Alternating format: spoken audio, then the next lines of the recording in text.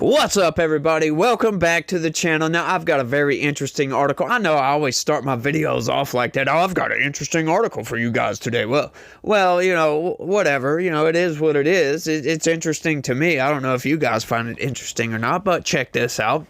AP finds that a Pentagon-funded study on extremism in the military relied on old data. Now, this may seem like it's just an innocuous, just run-of-the-mill headline. Blah, blah, blah. Who cares about that, right? Whatever.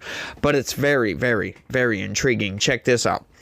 Pete Hegseth, Donald Trump's pick to lead the Department of Defense, sat in front of a screen with the headline, "Study Disproves Military Extremism Problem." Right? So, right off the top, they're trying to disprove what he was saying. Okay, so let's keep going. It was January 4th of this year, and Hegseth told a Fox News audience that the new study proved that the number of military service members and veterans involved in the January 6, 2021 insurrection did not indicate a wider problem in the armed forces. I'm coming back on this because he is saying in the armed forces, right? That's gonna be a reference point for later down the road to their argument, as a matter of fact. Did not indicate, yeah. The Pentagon-funded report to which Hegseth referred said there was no evidence the number of violent extremists in the military was disproportionate to extremists in the general population. They knew this was a sham, Hegseth said, referring to Defense Secretary Lloyd Austin's and other military leaders. Then they do the study which confirms what all we know.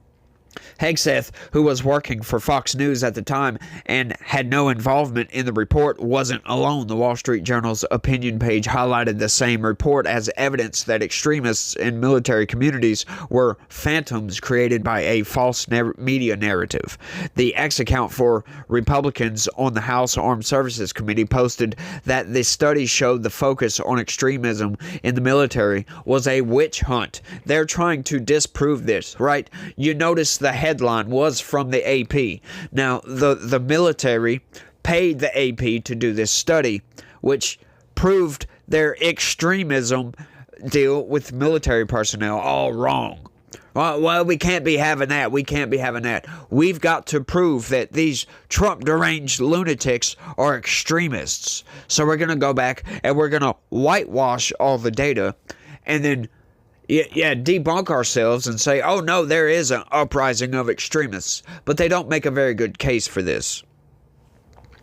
But the Associated Press has found that the study prohibited extremist activities in the U.S. Department of Defense conducted by the Institute for Defense Analyses relied on old data, misleading analyses, and ignored evidence that pointed to the opposite conclusion. Oh, here we go. In fact, the AP found that the IDA report's authors did not use newer data that was offered to it, and instead based one of its foundational conclusions on January 6th arrest figures that were more than 2 years out of date by the time of the report's public release. As a result, the report grossly undercounted the number of military and veterans arrested for the January 6th attack and provided a misleading picture of the severity of the growing problem the AP has found. Notice they said, where was it? The number of military and veterans. Okay, so what Pete Hegseth was saying was, right, it's already like dispelling them, disproving them, debunking them outright. Pete Hegseth was talking about active military. Well, they had to include veterans, which are not active military. These are people who served in the military and got out of the military, right? I didn't need to explain that to you guys, but I want to make sure that it's clear that they are adding in this large swath of the American population to this after the fact to manipulate you guys into believing they're garbage. It's all very underhanded what these people do, but I've got some data to back this up, right? Because I want to get into cuts. I talked about January 6th a lot in the past, and I always talk about the number of arrests and convictions and all this other stuff, but we're going to get into the hard numbers, the updated, the new numbers. So let's keep going, y'all. The number of service members and veterans who radicalized make up a tiny fraction of a percentage point of the millions and millions who have honorably served their country, yet their impact can be large. So right now they're even saying that the people of extremists, the amount of extremists is, a fraction of a percentage point, essentially. But they can wait. Don't let that fool you. They can have a large impact on. Well, hang on. If that is so, then how come they aren't showing up in the numbers? Like, come on, guys. Let's use our brains here. You think that would show up in the numbers?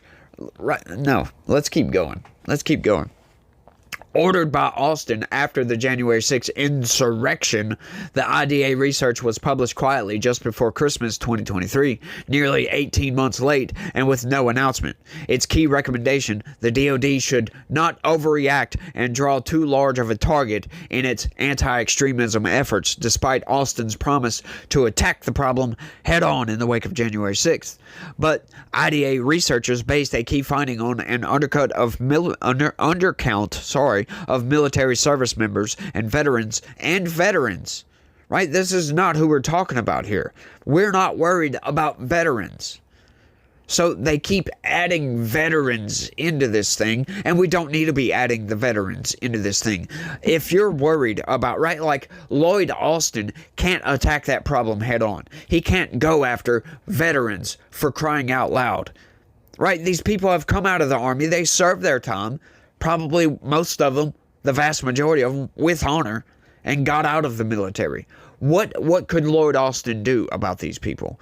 That's what the key, and that's what I'm talking about here. And this is why I say these people are manipulating everything. The Associated Press, the corporate press, all of these people, they love to manipulate these articles, and it takes an eagle eye to point these things out. I'm not smart, y'all. Y'all know this. Smash that like button, by the way. It just popped up into my head while I was talking there. I try to remember to throw these in there because sometimes you guys forget to smash that like button. So y'all do me that favor. I really do appreciate it, y'all. Smash that like button. Subscribe if you're new around here. I would love to have you stick around and watch every single video. That would be freaking great, right? And leave a comment down below. Let me know what you think about all this, and let me know if you notice any manipulations in corporate press. Yeah, because they're there, y'all. They're there. Sometimes you got to sift through it. Sometimes you got to read the paragraph a couple times, sometimes, to be like, oh, well, what are they talking about? It's like blah, blah, blah. But you get it, right? You get it. Smash that like button, by the way. The IDA, a longtime partner to the Pentagon that has received more than $1 billion in contracts over the past decade to provide research and strategic consulting to the nation's military, based this conclusion on arrests made as of January 1st, 2022, the year immediately following the attack. As of that date, 82 of the 704 people arrested had military backgrounds, or 11.6% of the total arrests, IDA reported. Now, you notice one thing. This is something I noticed when I first read this thing over, right? Why would anybody conclude that the FBI would still be going after people for January 6th more than a year after this? Right, so this finding, this right here just goes to show the weaponized government. Right, why would you need to go after people more than a year afterwards? As a matter of fact, till this day, they are still going after people. This is something I talk about frequently. The FBI is still appropriating significant resources to going after January 6th defendants because they can't find everybody. They have arrested 1,400 people. For crying out loud. There's been a couple hundred that they've falsely arrested. Because once you go look at the data, yeah, it's quite alarming to see some of these numbers and some of the people that were arrested for peacefully protesting. As a matter of fact, they peacefully protested, walked through the Capitol, and they used the impetus of, oh, we were having a congressional meeting going on and they disrupted this, right? Obstruction of an official proceeding is what the vast majority of January 6th defendants got. However, the corporate press, they don't differentiate between violent rioters and the vast majority of the January 6th defendants that were nonviolent, right? It's insane what they do. But let's finish this out, and then we're going to go over some hard data right quick to clarify my point. But in the months and years that followed, the number of arrestees with a military background nearly tripled, right? Tripled. Yeah, that's going to be key later as well. IDA's report states that its research was conducted from June 2021 through June 2022. By June 2022, the number of active or former military members arrested had grown by nearly 50%. Hang on, 50%, huh? But hang on just a second. Hang on, I thought they just said the number of arrestees with a military background nearly tripled. So which one is it? Like increasing by 50% or tripled? Yeah, that I didn't notice that when I originally read this thing out.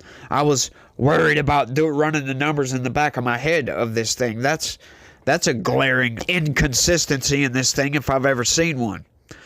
According to the same data set IDA cited from the program on extremism at George Washington University. When IDA's report was published a year and a half later in December 2023, 209 people with military backgrounds who attended the insurrection had been arrested, or 15.2% of all arrests. Now, so they, once again, they're not differentiating between the people that were actually violent, because they've already exceeded the number of people that were arrested for violence.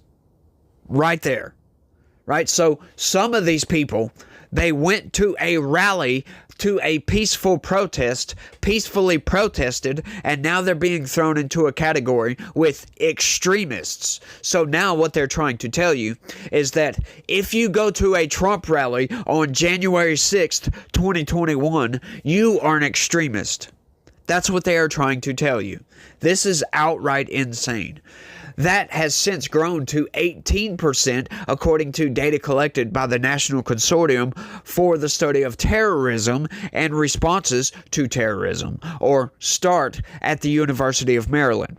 It represents a significant statistical increase and rises above the general population estimates IDA cited among its reasoning for recommending the Pentagon not overreact. START's research was also funded by DoD and other federal agencies. Yes, they had to throw that in there as a matter of fact. Now, let's go into some data here, because yeah, we want to get into this data because we've already saw that what was that, 209 people.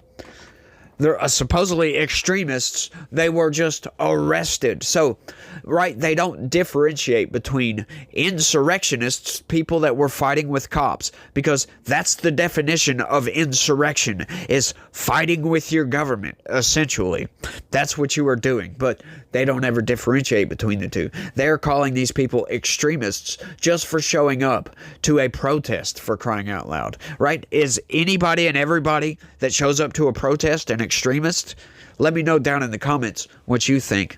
Let's keep going. Okay, so now we're going to get into the data right quick. We got criminal charges. Check this out. This is actually from the DOJ's website. So, approximately 452 defendants have been charged with assaulting, resisting, or impeding officers or employees, including approximately 123 individuals who have been charged with using a deadly or dangerous weapon or causing serious bodily injury to an officer.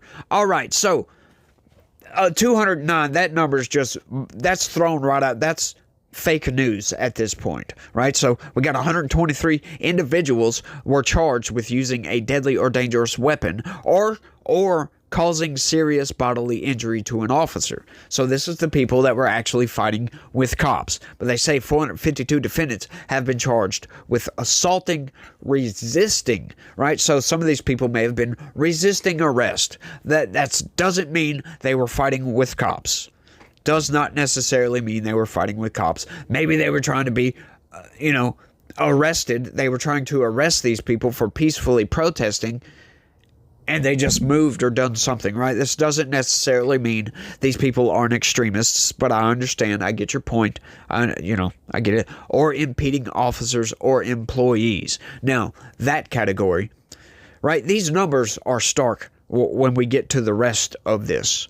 Check this out. Okay, so a total of 89 of those who have pled guilty to felonies have pled to federal charges of assaulting law enforcement officers. Approximately 41 additional defendants have pled guilty to felonious obstructing, impeding, or interfering with a law enforcement officer during a civil disorder. So, of these 130 defendants, 116 have now been sentenced to prison terms of up to 151 months. So, we got 130 people right there.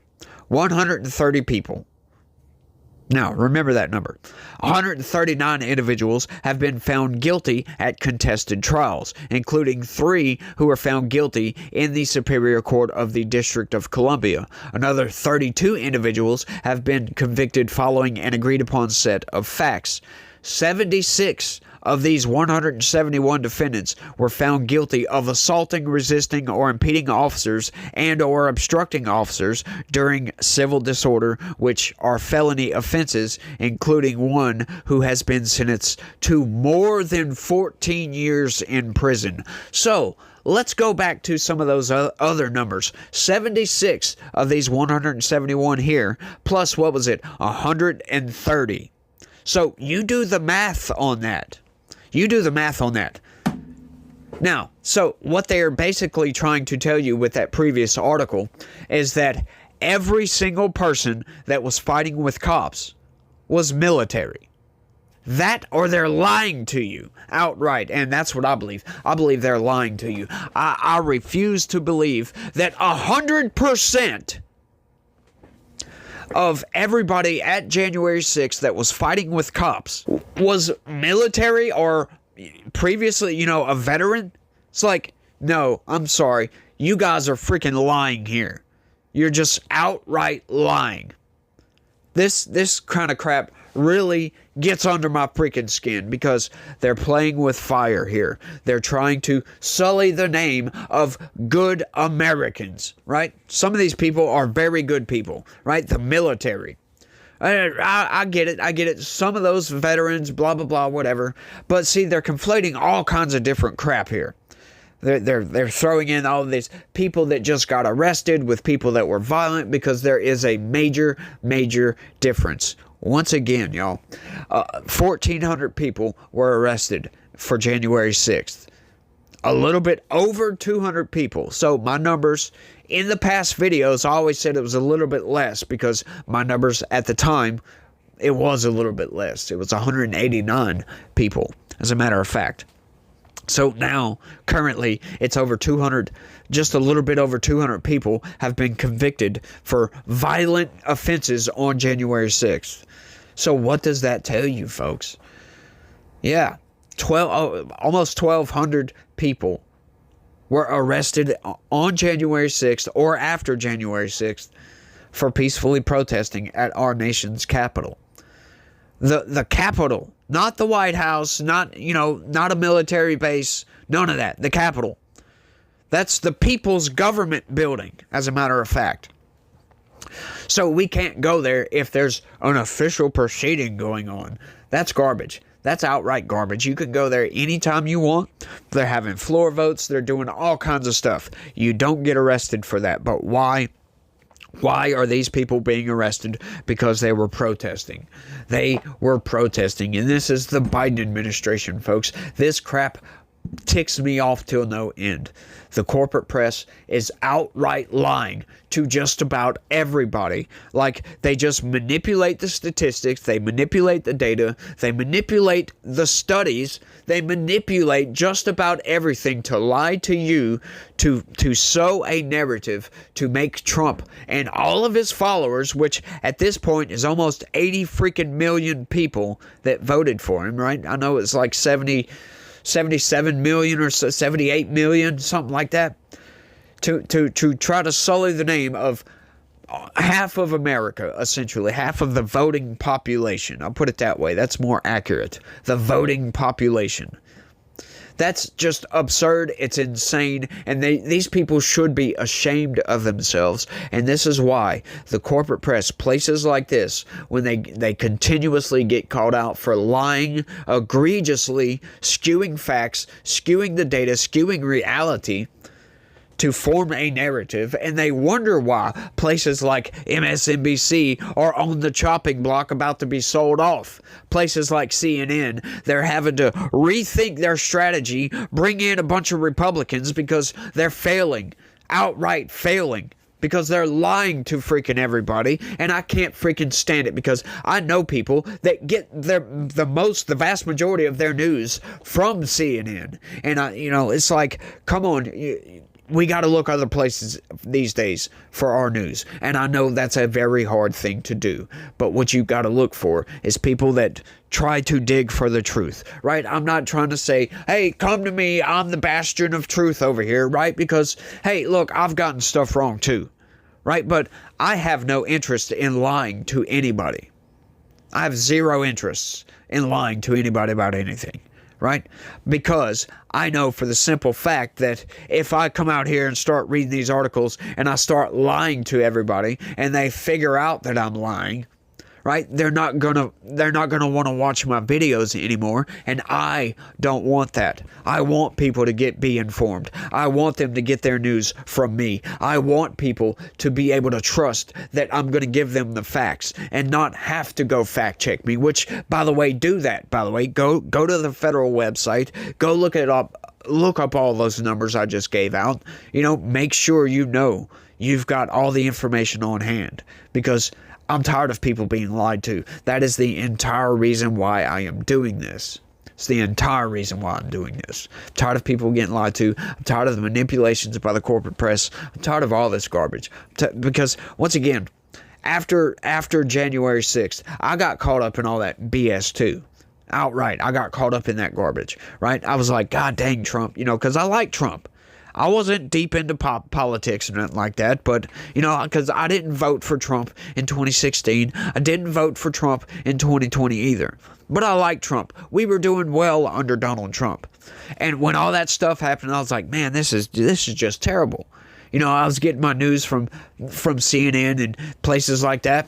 And I'm like, why did Trump do this? And it just really, really got to me. And then I came across a video of somebody talking about conspiracies. And it was a conspiracy that the corporate press was laying out for everybody. And they said this is lying. And then they showed some evidence. And I'm like, well, they're lying. So I went and looked into it myself. And I'm like, yeah, they're lying. And that's about the same time all those indictments came down the pipeline for Donald Trump.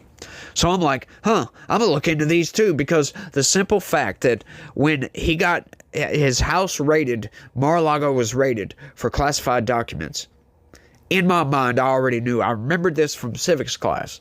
And I don't know why I remembered this, but I knew that presidents have the plenary power to declassify pretty much anything they want to. They can declassify everything. So, hang on. How can they go and raid a former president for having classified documents? I was thinking, why didn't he declassify this? What good would it do him to steal classified documents and take to his house? And then have them strewn all over the place? Well, come to find out, the FBI did that. He didn't have classified documents strewn all over the place. They printed out placeholders and put those on the ground, took a picture of it, and leaked that to the freaking corporate press. So once I started looking into that, I'm like, they're just lying here. He says he declassified all this. That's good enough for me, to be honest with you, because he was the president. He's the only person in the world that had the plenary power to declassify those documents. Why would I think he's lying outright when he could have just declassified this stuff and bam? Now, I do know for a fact that at this time, I was looking into all this research. They lied about January 6th. And I'm like, hang on, what else are they lying about? They're probably lying about this. Researched it. Yep, they're lying about this. So I looked into all the other stuff too. because I was interested about that. Looked into all the other cases against Donald Trump, and come to find out that's all garbage as well, for the most part. Now, there are some individuals that, yeah, I can't wait to see them go to trial for some of the, for some of the stuff they did after the 2020 election. Yeah, they shouldn't have done some of that stuff. Some of the state officials putting together slates of electors. Yeah, that's not a good idea. It's not illegal, by the way. Just to let you know, because it's been done before. That's where the precedent came up for that. But Donald Trump didn't put together slates of electors. That wasn't him. He just went along with their recommendation because the state has to do that. It can't be him. He's not the one, in other words. So I don't know why they're going after him for the alternates, or not anymore. I don't know why they were going after him for that. It was just outright garbage. He can't do that. He didn't have the power to do that, as a matter of fact. That has to be done by the states. So you got to read between the lines with some of this crap. So, I'm just tired of people being lied to, though. So that's why I'm doing this. So I think I've went on for long enough. I've been trying to keep my videos short, and I'm going really long on this one. This one's, but, I had to get all the data out there, and I hope you guys are still here with me. Leave a comment down below if you still are. Let me know you still here, but I think that's all I got on this one. I want y'all to let me know what y'all think about all this down in the comments section. Is this just another instance of the corporate press manipulating freaking everything about everything, it seems like? Seems like, sure, they give out news, blah, blah, blah, blah, blah, and they tell the truth with a lot of stuff, but when it comes to partisan news, oh yeah, they freaking manipulate just about everything when it comes to Donald Trump, and I don't know why these people hate that man so much. Right? I just don't get it. I don't know what he has done to these people. I understand. But, the establishment having an anaphylactic reaction to Donald Trump because he's trying to clean up the swamp, for crying out loud, or the sewer. It's not really a swamp. Swamps are, for the most part, I live down here in southwest Louisiana, and I live in a swamp. There's one literally 400 feet from my house. Literally 400 feet from my house. So, I live by a swamp. They're beautiful places, right? Lots of creatures, all kinds of stuff. They're nice. It sullies the name of swamps to call Washington, D.C. a swamp. It's a sewer. It is the refuse of the garbage of the country that goes there. That is what Washington, D.C. is. But I'm rambling again, y'all. Y'all let me know what y'all think. That's all I got for this one. I want to thank everybody for watching, and y'all try to have a good day and stay legitical. Peace.